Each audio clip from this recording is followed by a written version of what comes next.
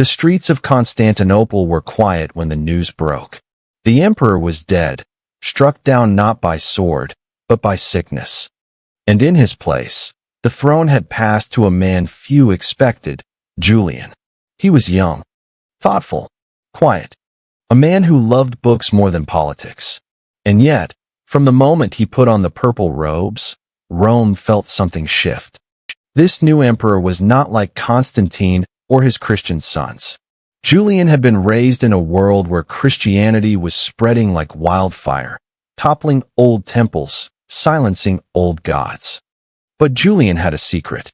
Deep in his heart, he hated the new faith. Julian's story began years earlier, in tragedy. When he was just a boy, his entire family was slaughtered in a brutal purge after Constantine's death. Only Julian and his half-brother Gallus survived. Spared, some said, because they were too young to be a threat. But the memory never left him. He was sent far from the imperial court, kept under guard, raised almost as a prisoner. It was there, in his lonely exile, that he turned to books, to the writings of Homer, Plato, and the philosophers of old Greece. And in those pages, he found a different world, a world where the gods still lived.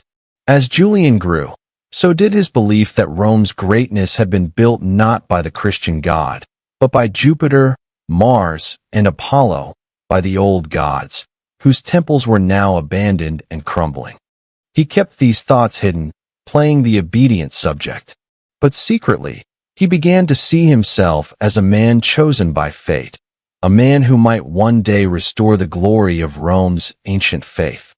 When civil war broke out years later, Julian was called to command. And there, something remarkable happened. The quiet scholar became a warrior. He led men into battle, fought with ferocity, and won. His troops adored him, not just for his victories, but because he fought at the front, sharing their dangers. Soon, the army declared him Augustus, emperor in his own right. And so Julian marched on Constantinople, ready to take the throne. But unlike other usurpers, he did not spill blood. He simply took power, calmly, almost coldly. And then, once seated on the throne, he revealed who he really was. Julian began to speak openly against Christianity. He mocked its priests, its bishops, its rituals. He called its followers Galileans, refusing to even use the word Christian. And then, he began his mission. Across the empire, orders went out. The old temples were to be rebuilt. The old sacrifices revived. Priests of Jupiter and Apollo were restored to their places of honor. The emperor himself began offering sacrifices to the gods. Some said they saw him standing before the altars, blood on his hands, whispering prayers to Zeus as if he were calling Rome itself back from the dead. To the Christians, this was a nightmare. Only a generation earlier, Constantine had declared their faith legal. Now, the emperor seemed determined to erase it, not with fire and sword like earlier emperors, but with something more cunning. Julian banned Christians from teaching in schools, saying they had no right to use pagan literature while mocking pagan gods. He stripped them of imperial funding, starving their churches of money. And, in a move that shocked even his own advisors, he tried to rebuild the Jewish temple in Jerusalem, hoping to disprove Christian prophecies that it would never rise again. The Christian world was thrown into chaos. Some believed the end of days had come. Others prepared to fight back. But Julian was just beginning. He was not content to merely stop Christianity. He wanted to erase it, root and branch, until no one even remembered its name. And for a brief, shining moment, it seemed he might succeed. But in the shadows, his enemies, both earthly and divine, were waiting. Julian had turned the Roman Empire into a battleground, not just of armies, but of faiths. And he knew that to truly crush Christianity, he had to make the old gods shine brighter than ever. So, he began to rebuild Rome's spiritual life from the ground up. Across the empire, temples reopened. Priests once again sacrificed bulls and goats. Festivals returned, celebrating Apollo, Dionysus, and Demeter. Julian himself lived like a man possessed. He wore simple clothes, ate sparingly, slept little, spending his nights studying philosophy and writing treatises against the Christians. His palace became less like an imperial court and more like a philosopher's school. He gathered pagan priests, mystics, and philosophers around him, seeking wisdom in their rituals. Some claimed he even practiced secret sacrifices at night, whispering prayers over bowls of blood, calling on the gods to return their favor to Rome. But Julian's war was not just spiritual. He turned his attention to politics, striking directly at Christian power. Bishops who had grown rich under Constantine were humiliated. Christian officials were quietly replaced by pagans. And his cleverest move, he encouraged rival Christian sects to fight each other, hoping their quarrels would tear the faith apart. His plan was working. In the great cities, tension boiled. Pagans paraded through the streets, chanting prayers to the gods. Christians responded with angry sermons, warning that the emperor was under demonic influence. Riots broke out. Temples were burned. Churches were attacked. Julian watched it all with cold satisfaction.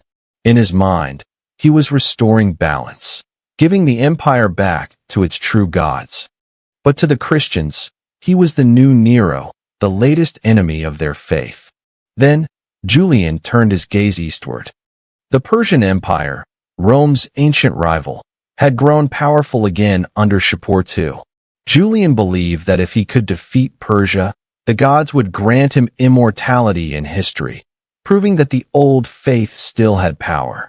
So he gathered a massive army, more than 60,000 men, and began a campaign deep into Mesopotamia. Before leaving, Julian performed a series of elaborate sacrifices. Witnesses said he slaughtered dozens of animals, searching their entrails for signs from the gods. When the omens seemed unfavorable, he did it again. And again, he was obsessed, almost frantic, until finally the priests declared the gods' blessing. Then, with a sense of destiny burning in him, Julian led his army into the blazing deserts of Persia. At first, the campaign was a success. The Roman army marched swiftly, crushing Persian garrisons, burning cities, seizing treasure. Julian's soldiers adored him. He ate with them, fought beside them, refused the luxury of a tent, sleeping under the stars. But as the weeks dragged on, the desert began to fight back. Supplies ran low. Water grew scarce. Persian forces harassed the Romans, burning crops, destroying villages, leaving nothing for the invaders to eat. Julian pressed on, driven by a fire that seemed almost divine. But his advisors began to whisper that the omens were turning dark again. One night, under the glare of the desert moon, Julian performed another sacrifice. This time, the entrails gave a terrible sign, death. His priests urged him to turn back, to spare the army. But Julian refused.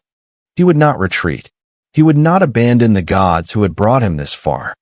And so, he marched deeper into the Persian wilderness, straight into the trap his enemies had set. The Christian bishops back in Constantinople prayed for his downfall. Some even wrote that God himself would strike him down. And as Julian's army reached the edge of the Persian heartland, those prayers seemed to be answered. One morning, as the sun rose over the desert, the Persians struck. Tens of thousands of horsemen swept in from every side. The Romans were caught off guard, forced into a desperate battle. Julian leapt into the fight, charging forward without even putting on his armor. He fought like a man possessed, rallying his men, driving the Persians back. But then, as he raised his arm to throw his spear, something happened that would change the course of history. A spear, no one knew from where, struck the emperor deep in the side. Julian fell from his horse. Blood poured from the wound. His soldiers carried him to his tent, where he lay pale, gasping for air. Even in agony, he whispered prayers to the gods, refusing the Christian priests who offered to baptize him. And then, just before dawn, the last pagan emperor of Rome died. His dream of restoring the old gods died with him. But the story did not end there. For when his soldiers returned to Constantinople, rumors began to spread. Rumors that Julian's death had not been an accident at all. Julian's body lay under the stars, the desert wind howling through the Roman camp. His generals stood in stunned silence. Some wept. Others whispered. And some, though none dared say it aloud, were relieved. For Julian's death had left the empire with a question far darker than the battle they had just fought. Who, or what, had truly killed the last pagan emperor? The official story said it was a Persian spear, but no one could name the man who threw it. No one had seen it clearly in the chaos. And then another story began to spread, a more sinister one. A Roman soldier, angered by Julian's hatred of Christianity, had struck his own emperor down. A traitor inside the camp. Some said the killer was a Christian fanatic, certain he was saving the empire from damnation. Others believed it was a plot by ambitious generals who feared Julian's reforms and his dangerous campaign. But the strangest theory of all came from pagan sources. They claimed Julian had been killed not by a man, but by a god. One of Julian's closest companions, the philosopher Libanius, wrote that the emperor's soul was too great for mortal enemies. He claimed Julian's death was a divine summons, that the gods had chosen to bring him home before he could see his dream crumble. But the Christians had their own interpretation. To them, Julian's death was a sign that Christ himself had triumphed.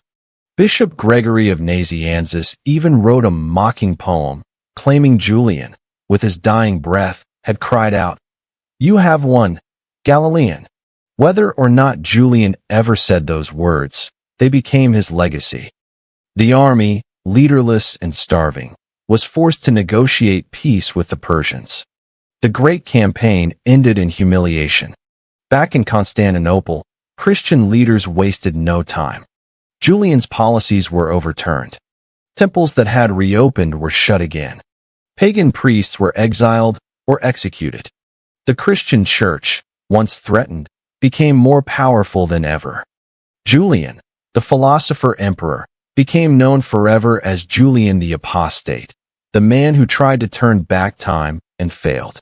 But some pieces of his story never fit neatly into history. After his death, his personal writings were locked away. Some were destroyed. Others disappeared.